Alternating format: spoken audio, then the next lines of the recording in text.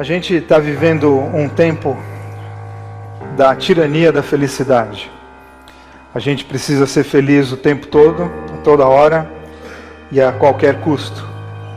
Isso faz com que a gente encha as nossas redes sociais de fotos com sorrisos plásticos sempre e com frases de efeito para a gente poder se sentir incluído nessa onda de coisas absurdamente motivacionais. A gente vive também debaixo da obrigação do sucesso pleno. A gente vai ganhar o tempo todo e em todos os nossos desafios. Todos os projetos que a gente entrar, certeza que a gente vai ganhar. Nós seremos sempre águias, leões ou outros bichos que mostram força. Não tem espaço mais para a gente ser pomba, por exemplo. Tranquilo, calmo, um voo mais baixo. Não, a gente precisa estar sempre voando mais alto e nós seremos sempre agressivos. E esse é o discurso. A gente vive hoje nesse meio. E não estou dizendo que você não deva ir atrás da felicidade, tampouco que você não deva ir atrás do seu sucesso, das suas realizações. Essa tirania de sucesso e de felicidade, ela gera, na verdade, vergonha pessoal. Porque a gente se sente inadequado, porque a gente vê um mundo de vitoriosos e a gente olha para a nossa própria história e se sente absolutamente inadequado para viver. Por quê? Eu, pelo menos, sinto. Porque eu não tenho uma sucessão de sucessos para contar para vocês. Não, eu ganho, tem 3 dias que eu perco, outro eu ganho de novo, aí eu caio, levanto, dou risada, choro mais, depois eu dou risada, porque entendo e contemplo a vida exatamente como um sentimento oceânico de que coisas boas vão embora e coisas ruins chegam, dificuldades se apresentam a nós, elas ficam durante um tempo e depois nós temos um período de paz, de leveza, e essa é a dança da vida. E se obrigar a parecer feliz é uma tristeza enorme. Você ter que se obrigar toda hora a mostrar para as pessoas que você é feliz é muito triste.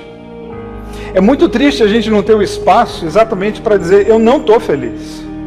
Não está bom. Não consegui. Não deu certo. É maravilhoso ter esse espaço. Aliás, a gente precisa ter essas pessoas. Imagina se você só tivesse ao seu redor pessoas das quais você tem sempre que contar a história de que você pegou o maior de todos os peixes toda vez. Você não pode chegar para alguém e falar assim, não deu peixe. Não deu. Mico, fui lá, gastei maior grana. Não, é bom a gente ter amigos verdadeiros que a gente fala, tá ruim. E eu não consigo dar o próximo passo, eu não tenho nem vontade de viver o próximo ano. É muito libertador quando a gente consegue expressar esse tipo de sentimento, sabe por quê? Porque expressar isso é a gente expressar a nossa humanidade, aquilo que nós somos. O contrário, a gente ficar só no discurso da plenitude das coisas boas, é uma insanidade. Então, por mais que a gente não queira, e eu não quero, o dia difícil chega, ele bate na nossa porta. Não, ele não bate na nossa porta, ele arromba a nossa porta. E às vezes se instala no meio da sala. Você fala, não era para você ficar aí, ele fica. Ele fica. É dificuldade no campo pessoal, é dificuldade no campo coletivo, é dificuldade no teu casamento, é dificuldade na tua faculdade, é dificuldade no teu trabalho. E é fora aquelas dificuldades que são inomináveis, que a gente não consegue falar, olha, eu estou triste porque, então, eu não sei. Aquele esgotamento que a gente não sabe explicar de onde vem, ainda tem isso. Como é difícil viver assim, mas que bom que a lógica do reino é outra. Jesus nos aceita com as nossas incoerências. Jesus nos aceita com as nossas inconstâncias, porque Ele nos aceita com a nossa humanidade. A gente precisa se humanizar. A gente precisa aprender a lidar com os nossos sentimentos. A gente precisa aprender a falar das nossas dores. A gente precisa aprender a dizer que a gente não está aguentando mais e que o sucesso não bateu na porta da nossa casa esse ano. Porque viver é extremamente complexo. E a gente precisa cuidar da nossa espiritualidade exatamente para que a nossa espiritualidade nos ajude nos outros processos da nossa vida, na nossa caminhada existencial. A vida, ela é complicada e você tem que ser íntegro. O que é íntegro? É você ser inteiro. Contemple a possibilidade dos dias difíceis e contemple a possibilidade de você animar o teu coração diante desse dia difícil. A gente precisa olhar, na verdade, para o nosso coração e pensar, o que é que eu vou falar? O que é que eu vou dizer? Como é que eu vou lidar com isso? Porque quem coloca a cabeça no travesseiro e dorme comigo sou eu mesmo. Os problemas da nossa vida, eles não são condicionais. Os problemas da nossa vida são temporais. que eu quero dizer com isso? É que não é se, é quando. Vili, ainda não entendi. É que na vida não é assim, será que eu vou ter problema? Não, é quando. Ficou mais fácil? Quem é mais novo não entendeu, mas aguarda uns 5 anos que você vai entender daqui a pouco o que eu estou falando. Porque a vida não é assim, será que vai dar ruim? Não vai. Vai. A vida vai dar ruim, mas não desanima. É o que Jesus está dizendo. Porque existem processos na nossa vida que eles dão errado. Porque acredito que quando Jesus está dizendo, gente, é o seguinte, a vida tem muita dificuldade. É exatamente para a gente não se condenar, porque às vezes a nossa vida não está dando certo, diante de um discurso tirânico de felicidade e vitória constante. Porque a gente tem esse discurso hoje, batendo na nossa porta? Claro que tem. E do outro lado a gente tem Jesus dizendo que não é assim. Tem dias que as coisas não saem do jeito que a gente quer. Não se condene por isso, você simplesmente está vivo. A grande questão é a minha e a tua disposição em enfrentarmos aquilo que muitas vezes a gente não quer enfrentar. A grande questão é, em boa parte da vida, a gente se colocar a nossa vida à disposição de enfrentar processos que a gente jamais gostaria.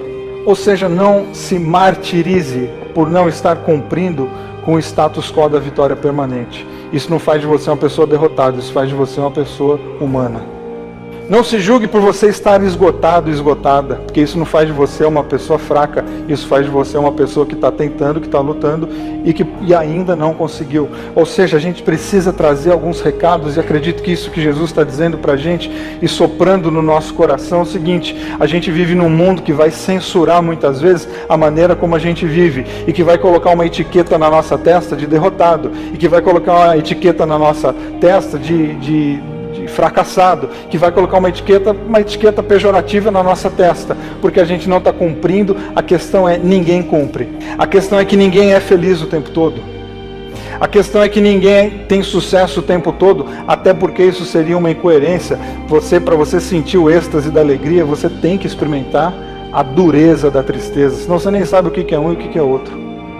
Você, para ter a sensação de explodir diante do sucesso, você tem que viver fracassos, porque senão você nem sabe o que é o sucesso, porque essas coisas se interdependem. Essa é a dança da nossa vida. Nós precisamos de todos os sentimentos. É a sabedoria judaica do Eclesiastes. Na vida há o quê? Tempo para você viver tudo. Tem tempo que a gente constrói, tem tempo que a gente destrói, tem tempo que a gente morre de rir, tem tempo que a gente morre de chorar.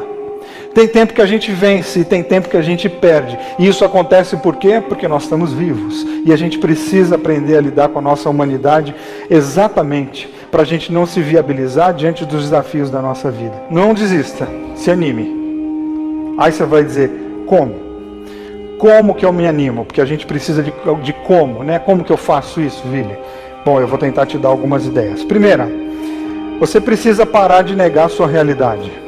Para você se animar, você precisa parar de negar a vida que você está vivendo. E por que a gente nega a nossa realidade?